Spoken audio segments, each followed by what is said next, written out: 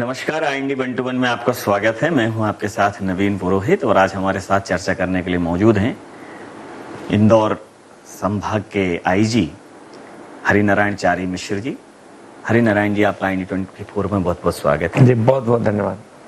हरिनारायण जी, जिस प्रकार से पिछले एक वर्ष में सामान्यतः पुलिस का जो मूल कार्य होता है वो लॉ एंड ऑर्डर को मेंटेन करना होता है, लेकिन कोरोना काल में पुलिस के ऊपर कुछ ऐसी भी जवाबदेही आई, कुछ ऐसी जिम्मेदारियां भी आई जो सोशल पुलिसिंग की जो कवायद आप करते थे कि पुलिस समाज का हिस्सा बने, उसके लिए बहुत सारी कवायदें आप करते थे, तो उसके प्रैक्टिकल मॉड्यूल आपको इस बार करने पड़े। तो क्या मूलभूत अंतर रहा सामान्य पुलिसिंग में और कोरोना काल की पुलिसिंग में?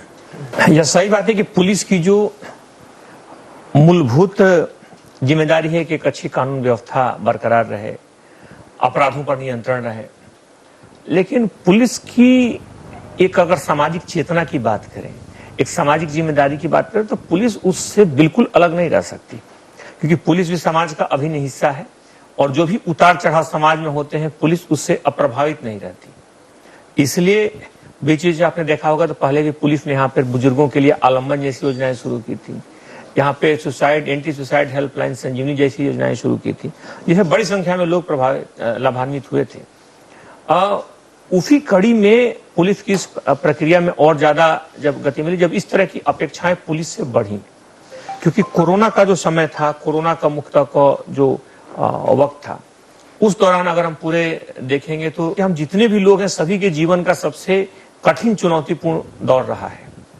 ऐसे में अगर कोई व्यक्ति, अगर आपने पढ़ा होगा कि कोई एक व्यक्ति जो कि विदेशों में है, उसके माँ बाप यहाँ घर में अकेले फंसे हुए हैं, वो इतने इस तरह से अक्षम हो गए हैं, बोल नहीं सकते, हॉस्पिटल में नहीं जा सकते, उन्हें अचानक पुलिस का नंबर याद आया, पुलिस को कॉल किया। पुलिस की एक सामाजिक जिम्मेदारी है कि वो उनको पहुंचाए और पुलिस ने पहुंचाया। ऐसे सैकड़ों उदाहरण हैं जिसमें पुलिस ने लोगों को, ऐसे बुजुर्ग लोगों को घरों से निकाल करके अस्पताल तक पहुंचाया, उनका इलाज कराया, ऑक्सीजन के सिलेंडर पहुंचाए, लोगों को दी, लोगों को दवाइयां घरों तक पहुंचाई। तो यह पुलिस का एक मानवीय पहलू था और पुलिस ने इसके साथ साथ उन चीजों को भी कायम रखा जो कि कानून व्यवस्था के लिए जरूरी थी। अगर कहीं लंबी लाइनें हैं वो नियोजित रहें, कहीं किसी तरह की कोई भीड़ भाड़ ना हो, दवाइयों का सही ढंग से वितरण हो। हम देखते हैं कि कोई दवाइयों की कालाबाजारी ना करे।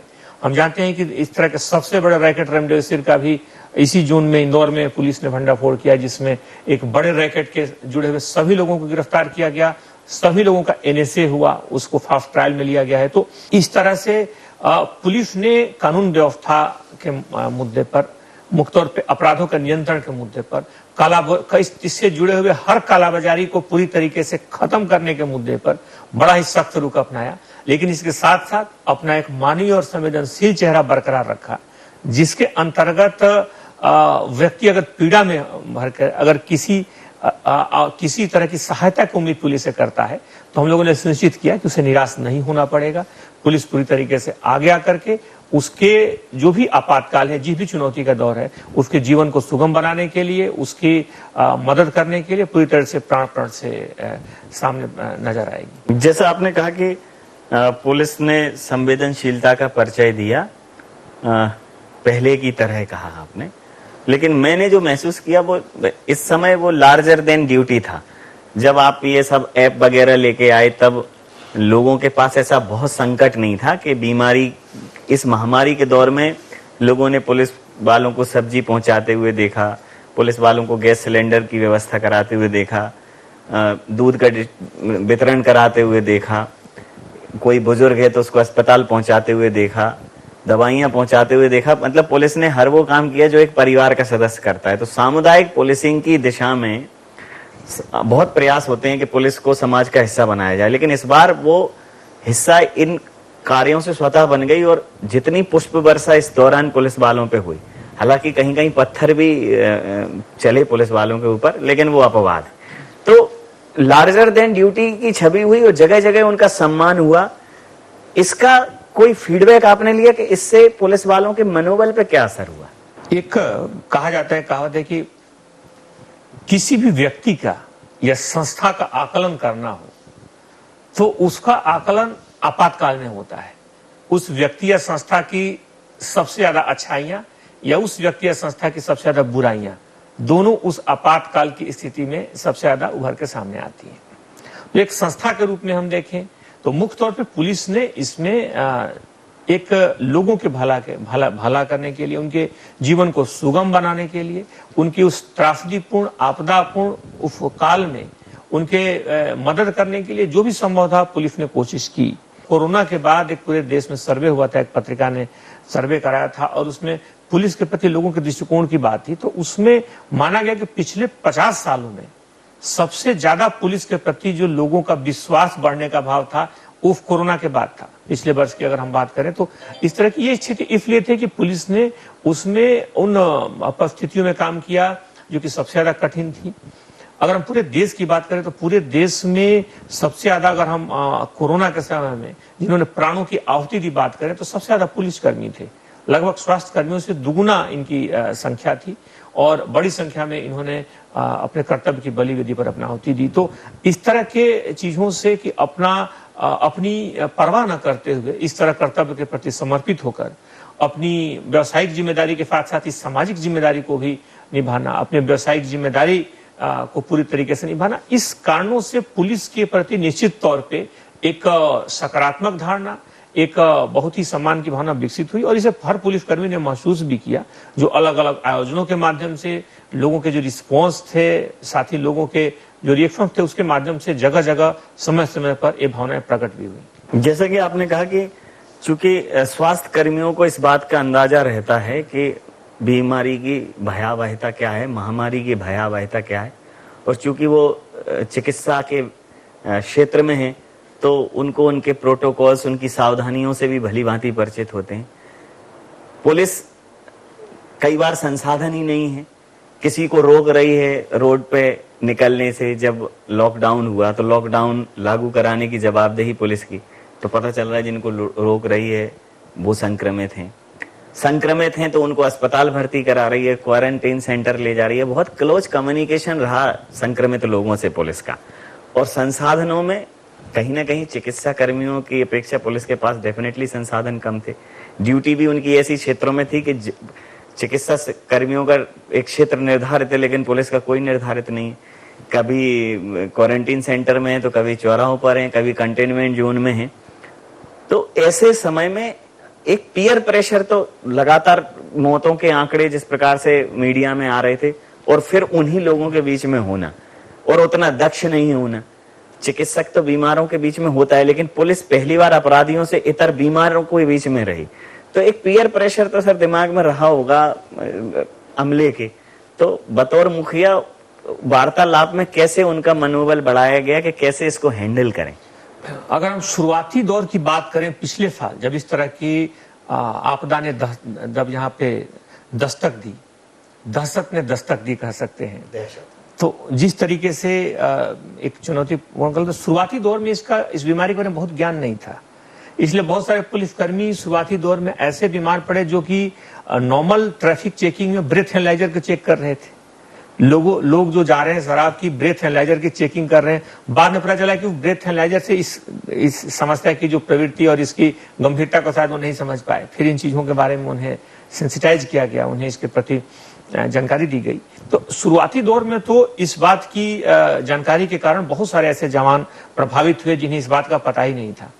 लेकिन धीरे धीरे जब इसके प्रति संवेदनशीलता बढ़ी, जागरूकता बढ़ी, तब यह अनिवार्य किया गया कि हर थाने में प्रतिदिन ऑक्सीजन लेवल हर जवान का चेक किया जाएगा, हर थाने में उसका टेम्परेचर चेक किया जाएगा। रजिस्टर्ड मेंटेनेंस थे जो गणना के बाद सबका चेक करके लिखा जाता था कि किसका टेम्परेचर बढ़ा, ताकि ध्यान फोकस किया जाए, प्रारंभिक दौर में इलाज हो जाए ताकि बीमारी बढ़ने न पाए। तो इन सारी परिस्थितियों को देखते हुए पुलिस ने लगातार इनको सेंसिटाइज भी किया। बहुत सारे जवान जो घर पे रहना जिनका ठीक नहीं था, उनको बहुत सारे आ गए बाहर धर्मशालाओं, स्कूलों और बहुत सारे जगहों पे व्यवस्था की गई वैकल्पिक, ताकि उनके घर के लोग महफूज रहें। तो पहली बार इस चुनौती का दौर ज्यादा था, इसकी समस्या की जो गहनता थी ज्यादा थी। दूसरे दौर में चूंकि टीका आ गया था, मुख्य तौर पे एक टीके के कारण एक आत्मविश्वास बढ़ा। केसेज की संख्या इस बार भी थी लेकिन गहनता, प्रभावित होने की गहनता थोड़ी कम थी। जो लोग कोमॉर्बिडिटी बहुत सारी बीमारियों से प्रभावित थे उनके अगर हम छोड़ दें तो बाकी बहुत ज्यादा गंभीर पुलिसकर्मियों की संख्या इस बार कम रही, इसलिए वो बेहतर ढंग से और ज्यादा आत्मविश्वास के साथ काम कर पाए। तो एक दबाव जरूर रहा, चूंकि आसपास का जो वातावरण था, काम करने का दबाव, बेहतर रिजल्ट देने का दबाव, मुख्य तौर पे अपने साथ साथ उनके अंदर ये भी दबाव था कि उनके परिवार के लोग उनके कारण प्रभावित ना हो, इन सारे चीजों के कारण। लेकिन अंततः हमने देखा कि हिम्मत नहीं हारी, पुलिस में एक एक पुलिसकर्मी सड़क पर था, सभी लोगों की छुट्टियां रद्द थी, सभी लोग चौराहों से लेकर के अलग अलग जिस क्षेत्र में जहां पर उनकी ड्यूटी लगाई गई है वहां पे डटे रहे। और अंततः अब चूंकि हम उस समस्या से दूसरी लहर से अब हम किनारे पर आ चुके हैं, इसलिए कह सकते हैं कि अंधेरा घना था, काफी समस्या कठिन थी, लेकिन मान सकते हैं कि ये होने वाली सुबह के पहले का गहरा अंधेरा था और उम्मीद करते हैं कि आने वाली अब इस तरह की समस्या हमारे सामने नहीं आएगी। जैसा आपने कहा कि वैक्सीनेशन से न सिर्फ कॉन्फिडेंस बढ़ा बल्कि जो इन्फेक्शन रेट था वो भी कम हुआ और सीवियर केसेस तो बहुत ही कम हुए। तो वैक्सीनेशन बहुत कारगर है, तमाम सारे रिसर्च में ये स्पष्ट हो गया है। तो अमला 100% वैक्सीनेटेड हो जाए, उनके परिवारों को वैक्सीनेशन मिल जाए, इसके लिए कोई स्पेशल ड्राइव आपने ऑर्गेनाइज की?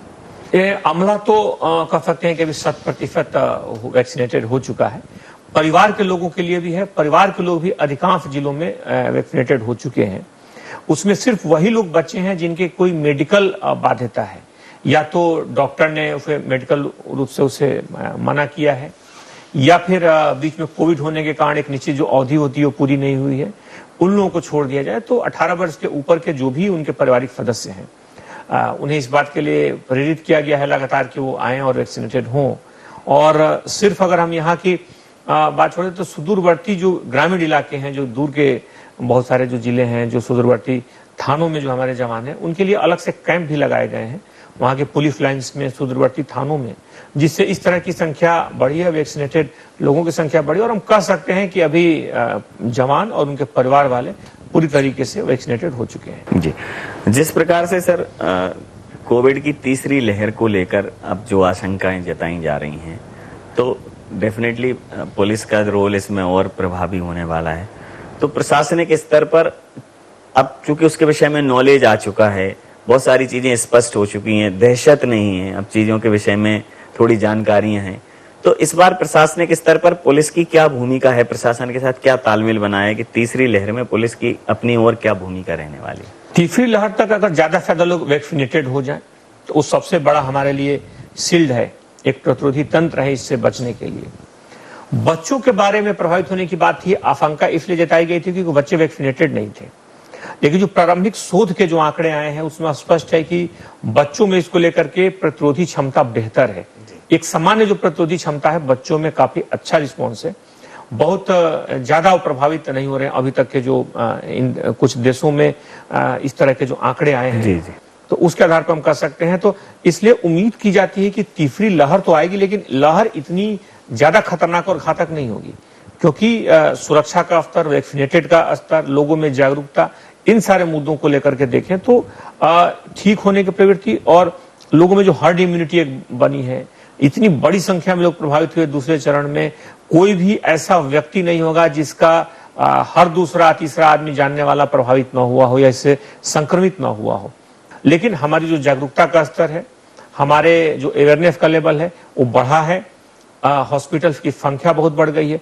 जब इंदौर की अगर हम बात करें तो यहाँ पर 3000 बेड्स थे उस समय जबकि पहला चरण शुरू हुआ था, दूसरे चरण तक आते आते लगभग 6000 से ज्यादा हो गए थे, और अभी तीसरे चरण के लिए 10,000 हॉस्पिटल्स बेड्स की व्यवस्था की जा रही है। बच्चों के लिए अलग से वार्ड्स बन रहे हैं, ऐसे एम्बुलेंस बनाए जा रहे हैं जो कि बच्चों के लिए बन रहे हैं, बच्चों की सुविधाओं के मद्देनजर बन रहे हैं। जो पुलिस लाइन्स में अभी आप दूसरे चरण की बात करें, अभी संभाग के 8 जिले हैं, 8 जगहों पे पुलिस हॉस्पिटल्स बनाए गए हैं उनके अलग अलग पुलिस लाइन्स में, जहाँ पे कुछ 6 से 7 ऑक्सीजन बेड्स भी हर हॉस्पिटल में उपलब्ध हैं। तो उन जगहों पर भी बच्चों के लिए एक अलग से वार्ड बनाया गया है। तो मुख्य तौर पर आने वाली परिस्थितियों को देखते हुए पुलिस ने निश्चित तौर पर तैयारियां आरंभ कर दी हैं। लोगों को जागरूक करने के स्तर से लेकर के, कार्रवाई के स्तर से लेकर के, समझाने के स्तर से लेकर के हर स्तर पे पुलिस ने कुछ न कुछ पहल की है। हर वहाँ पे जागरूकता का उसका असर भी पड़ा है, और हम उम्मीद करते हैं कि पुलिस की एक सकारात्मक जो पहल रहेगी वो तो निश्चित तौर पे आने वाले दिनों में भी वैसी ही रहेगी, उतनी ही रहेगी। लेकिन साथ साथ पुलिस को पुलिस की इस सकारात्मकता का असर निश्चित तौर पे आने वाली इस जो विभीषिका की हम उम्मीद कर रहे हैं उस पर निश्चित तौर पे रहेगा। पुलिस की एक नजर रहेगी और तैयारी का असर रहेगा उस पर। जिस प्रकार से दूसरा दौर बहुत ही ज्यादा भयावह था, उसकी भयावहता पूरे देश ने देखी है। वैश्विक स्तर पर जहां भी दूसरी लहर आई वैसी ही भयावहता थी। भयावहता के चरम पर या इसके पीक की बात करें तो मैं एक ऐसा समय जरूर जानना चाहूंगा सर, जब प्रबंधन और नियंत्रण क्षमता दोनों में कहीं ना कहीं एक संघर्ष होने लगा कि अब अगर इससे ज्यादा होगा तो ये आउट ऑफ कंट्रोल हो जाएगा।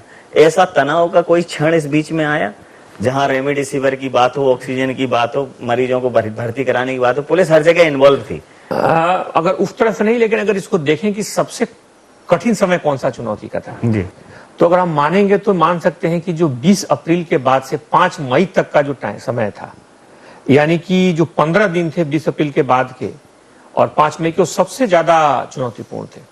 उस दौरान हम लोगों ने देखा कि लोगों को किस तरीके से दवाइयों को लेकर के जिस तरह की अफरा तफरी मची, इसमें कुछ ऐसे गैंग्स आ गए जो नकली दवाइयां भी बेच रहे थे, तरह तरह के भ्रम का वातावरण फैल रहा था। लोगों में कई बार इसको लेकर के असुरक्षा आ रही थी, जिसके कारण कम बीमारी में भी लोग हॉस्पिटल की तरफ भाग रहे थे, जिससे हॉस्पिटल पर दबाव बढ़ रहा था। कई बार हॉस्पिटल्स के वेंटिलेटर और कई चीजें उस हद तक जो एक्सपेक्टेशन था, जो जितनी लोगों की जरूरतें थी उसके अनुरूप कई बार सक्षम साबित नहीं हो पा रहे थे। तो इन सारे मुद्दों पर एक चुनौती का दौर रहा, लेकिन धीरे धीरे लोगों के धैर्य, लगातार पुलिस ने भी उसमें व्यवस्था को नियंत्रित करने के लिए, जैसा कि बहुत सारे इस तरह के जो कालाबाजारी कर रहे थे, जो मुख्तलिफ नकली दवाइयां बना रहे थे, ऐसे लोगों पे, ऐसे 50 लोगों पे कड़ी कार्रवाइयां की गई, NFA की कार्रवाइयां की गई। पुलिस ने अपने सूचना तंत्र को सक्रिय किया ताकि इस तरह की घटनाएं न हो। हॉस्पिटल्स के साथ उसमें बैठक ली गई, लगातार उनके साथ इंटरेक्ट किया गया। तो इन सारी चीजों पर वो एक निश्चित तौर पे कठिन दौर था, लेकिन ऐसा नहीं कर सकते कि उसमें कठिन के दौर में किसी ने अपना सर्वश्रेष्ठ प्रदर्शन नहीं किया। हम कह सकते हैं कि उस कठिन के दौर में हर जवान ने, हर व्यक्ति ने, जो कि जिसे उम्मीद की जाती थी, अपना एक बेहतर ढंग से जो अधिकतम मेहनत हो सकता है किया। और आप सोच सकते हैं कि ऐसी स्थिति में, जैसा कि एक ऐसे फोन आपके पास आते हैं कि कोई व्यक्ति, कोई महिला फोन करे कि अब 1 घंटे का ऑक्सीजन बचा है, उसके बाद हमारी डेथ हो जाएगी, हम नहीं बचेंगे। और फिर आपके पास तत्काल उस दौर में एक जिम्मेदारी आ जाती है कि आप ऑक्सीजन की सिलेंडर उसके यहाँ भिजवाएं, अन्यथा वरना उसकी स्थिति, उसकी फोन, उसकी जो मनोदशा है, उससे लगता है कि शायद वो ना बच पाए। और इस भाग दौड़ में एक पुलिस का सिस्टम एक्टिव होता है और फिर तत्काल उसको 1 घंटे के अंदर पहुंचा जाता है, और उसमें वो 10-10 मिनट पर ये बताते जा रही है कि और 50 मिनट मेरी जिंदगी बची है, उसके बाद मैं मर जाऊंगी। तो इस तरह की स्थितियां भी कई बार हुई, जो कि जिसने आपका रिस्पॉन्स टाइम, आपके तमाम चीजों की एक कड़ी परीक्षा रखी। लेकिन सभी लोगों ने, जो भी हम मेडिकल सर्विसेज को भी बोलेंगे, जो स्वास्थ्य कर्मी थे, जो हमारा पूरा सिस्टम था, जो पुलिस कर्मी था, सभी लोगों ने उसमें बेहतर ढंग से कोशिश की। उनके पास जो क्षमता थी, उन्होंने धैर्य नहीं खोया। कई बार कुछ इक्का दुक्का ऐसी भी घटनाएं हुई जिससे थोड़ी अप्रिय थी, लेकिन सबके बावजूद अगर हम पूरा आकलन करें तो मानेंगे कि उस विपरीत काल में भी, उस कठिन चुनौती के दौर में भी हर संस्था ने कोशिश की कि बेहतर ढंग से हम काम कर सकें और अपना बेहतर ढंग से लोगों की रक्षा के लिए, लोगों को बचाने में जो योगदान हो सकता है करें, और उसमें पुलिस ने निश्चित तौर पर एक सकारात्मक भूमिका निभाई। सरकार और प्रशासन का इस दौर में एक बड़ा अद्भुत तालमेल देखने को मिला। गवर्नमेंट और एडमिनिस्ट्रेशन के बीच में बड़ी एक बारीक सी लाइन है, सोच और एग्जीक्यूशन। सोच और उसको कार्य के परिणति के तौर पर तो प्रशासन को ही करना है। तो प्रदेश के मुखिया, उन्होंने एक पूरा बार रूम डेवलप किया। उन्होंने लगभग मुख्यमंत्री महोदय ने जो जिला क्राइसिस मैनेजमेंट कमेटी का एक कॉन्सेप्ट लाए, पूरे देश में उसको सराहा गया, एडॉप्ट किया गया। लेकिन उन्होंने लगभग इस दौर में संभाग आयुक्त से, संभाग के आईजी से, जिलों के कलेक्टर से, एसपी से रूटीन में बात की। तो जब सरकार को नीचे से फीडबैक आप विद इन टाइम दे सकते हैं, विद इन मिनट दे सकते हैं, तब चीजों की सुगमता और उपलब्धता और सहज हो जाती है। तो जो सरकार के साथ जो तालमेल था प्रशासन का इस महामारी के दौर में, उस पर जरूर आपकी प्रतिक्रिया चाहूंगा। उससे कितनी आपको सुविधा हुई कि जब लगातार आपकी बात हो रही थी वहां? यह बड़ा ही एक अभिनव प्रयोग था। माननीय मुख्यमंत्री महोदय ने जिस तरीके से, आप देखेंगे, स्थानीय तौर पर एजेंसियों को छूट दिया, स्थानीय जो जनप्रतिनिधि थे उनके साथ एक संवाद कायम किया गया, जो क्राइसिस मैनेजमेंट के जो ग्रुप्स थे उसमें स्थानीय स्तर तक के, पंचायत स्तर तक के व्यक्ति अगर समस्याओं के अनुरूप कई स्तरों पर निर्णय लेने के लिए, अपनी बात को, अपने मंतव्य को, अपने विचारों को रखने के लिए स्वतंत्र थे, उससे एक काफी एक छूट मिली इस बात की कि हम अपने स्थानीय आवश्यकताओं के अनुरूप व्यवस्था को दुरुस्त कर सकते हैं और व्यवस्था को ढाल सकते हैं। क्योंकि हर जगह समस्या का स्वरूप अलग था, हर जगह समस्या की गहनता अलग थी, उसमें अंतर था, संसाधनों की कमी बेसी थी, सब जगह एक जैसे संसाधन नहीं थे।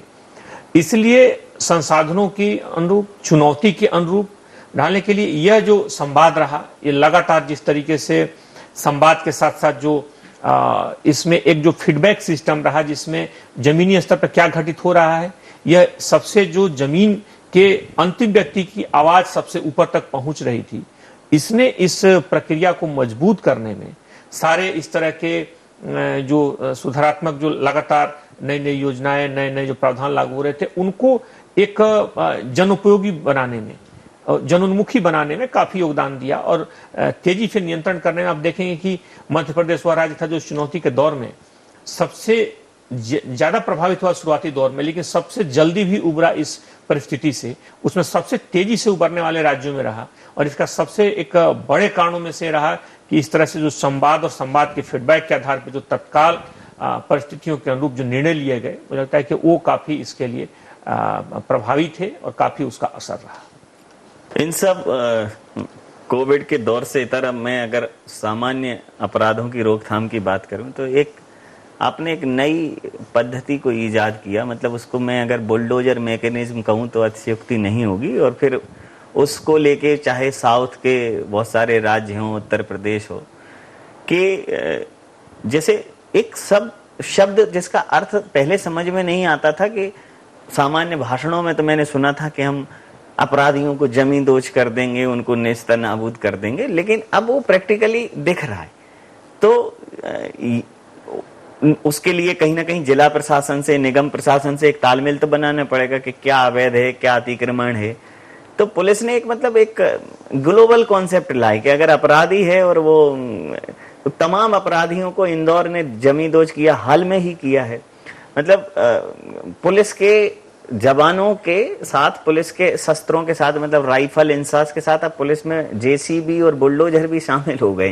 ये इसके पीछे की क्या सोच रही? इस बहुत कारगर रहा ये फैक्टर कहीं ना कहीं। सामान्य तौर पर अगर हम व्यवहारिक स्तर पर देखें तो जब कोई अपराधी उभरना शुरू करता है तो सबसे पहले कानूनी अतिक्रमण के साथ साथ लोगों पर धौफ जमाने के लिए वो इस तरह के साधनों का प्रयोग करता है।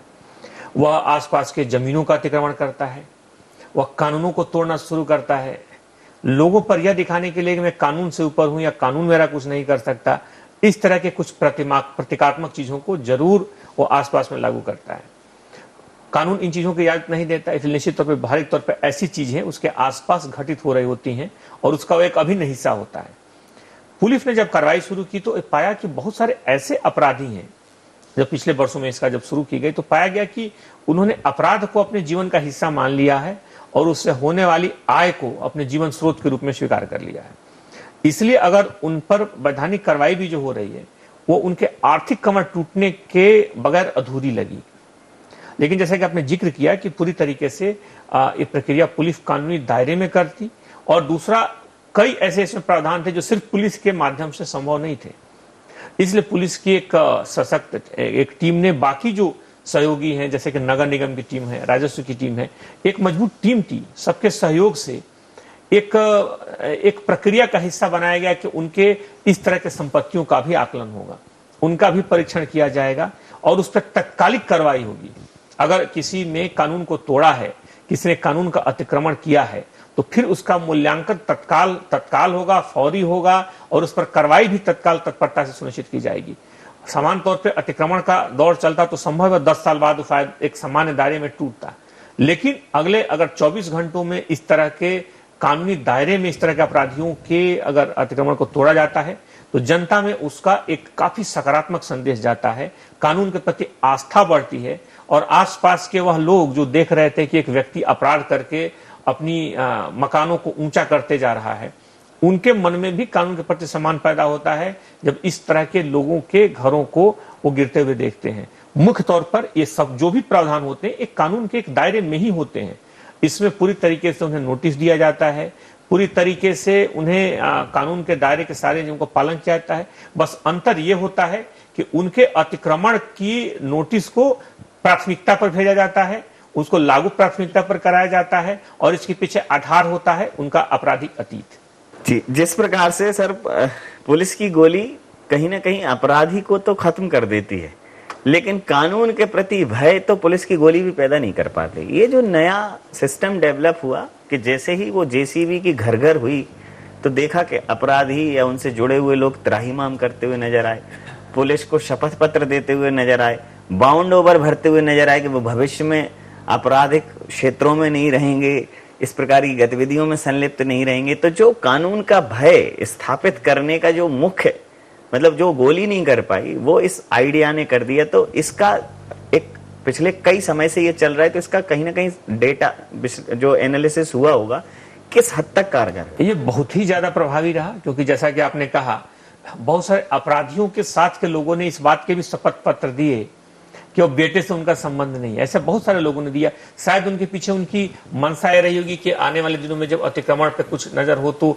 इस पे पुलिस सोचे कि इनसे इनका रिश्ता नहीं है। कई लोगों ने जमानतें नहीं कराई ऐसे अपराधियों की, क्योंकि उनको लगा कि अगर जमानत कराएंगे तो शायद मतलब पुलिस कहीं ऐसा ना हो कि हम पे नजर रखे। लेकिन समान तौर पे पुलिस का एकमात्र उद्देश्य, पुलिस किसी राग द्वेष से काम नहीं करती है, पुलिस का एकमात्र उद्देश्य है कि समाज में अपराधियों का खात्मा करना, अपराधियों के प्रति कठोरता से काम करना, उसका न्यूनतम स्तर तक लाना। पूरी तरह अपराध विलोपित हो जाए एक तो आदर्श स्थिति हो सकती है, लेकिन व्यवहारिक रूप से नहीं, लेकिन इसको न्यूनतम स्तर पर लाना, अपराधियों में खौफ पैदा करना, कानून का खौफ पैदा करना, इन चीजों में पुलिस जरूर सफल रही, क्योंकि इससे अपराधियों की आर्थिक कमर टूट गई। उनका जो एक उन्होंने आभासी भ्रम बना रखा था, एक आभासी भय पैदा कर रखा था लोगों में, वो पूरी तरह से जमींदाज हो गया। उन्हें लोगों ने घुटनों पर गिड़गिड़ाते हुए देखा ऐसे अपराधियों को। इससे उनके छोटे मोटे गैंग या छोटे मोटे जो उन्होंने एक आसपास के लोगों की एक फौज खड़ा करने की कोशिश की थी, वो सारी चीजें विलुप्त हो गई, वो भाग गए। तो इससे अंततः समाज में अगर हम अपराधों के ग्राफ को देखेंगे, अगर पिछले कुछ सालों में जिस तरीके से प्रॉपर्टी ऑफेंस कम हुए हैं, जिस तरीके से गंभीर मामलों में कमी आई है, ये इस बात का सबूत है कि अपराधियों में भय हुआ। इस बात को समझने लगे कि अब अपराध जो है लाभ का धंधा नहीं रहा, हम निश्चित तौर पे उन्हें इस कानून के दायरे में रहना होगा, कानून का सम्मान करना होगा, और आम व्यक्ति की भी निश्चित तौर पे एक जो व्यक्ति जो कानून के प्रति आस्था रखता है, सम्मान करता है, उसकी भी आस्था और ज्यादा दृढ़तर हुई। तो नियत गर साफ हो अपनी तो हर सह साफ होती है, आसमां साफ होता है, जमी भी साफ होती है। थके और टूटते लोगों को यह कहकर तसल्ली दो, स्याह रातों को कटने दो, सुबह तो साफ होती है। तो जो सुबह कभी तो आएगी, वो कहीं ना कहीं वो किरण फूट रही है, वो जियारा फूट रहा है, वो प्रकाश रश्मियां प्रस्फुटित हो रही हैं, और एकमात्र उद्देश्य कानून का शासन, कानून का परिपालन और कानून की धर्म के अनुसार स्थापना, यही पुलिस का एकमात्र उद्देश्य है। सर, विभिन्न सारे पहलुओं पर जिस अभिनव तरीके से आपने अपने विचार साझा किए, हमें समय दिया, आपका बहुत धन्यवाद, बहुत आभार। बहुत बहुत धन्यवाद। आपके मंच के माध्यम से अपनी बातों को कहने का मौका मिला।